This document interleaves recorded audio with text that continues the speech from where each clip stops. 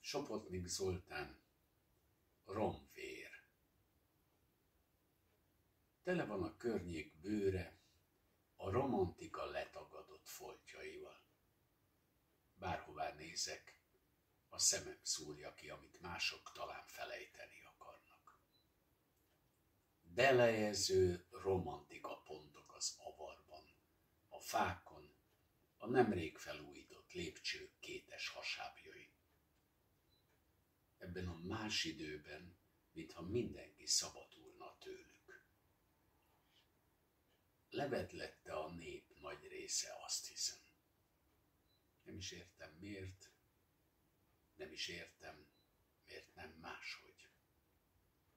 Nekem erőt adnak nagyot lépni. Kimegyek hát az erdőnkbe, a tömeggyilkos nyest szemébe nézni végre. A múltkor már az Eres csatornában kapart, egészen olyan volt, mintha a falban szaladgálna és szórná átkait. Rémesen közelít. Legközelebb a bőröm alá mászna be. Sziszegő, kaparó apokalipszis. Nem hagyhatom a véremet neki. Mosolyog.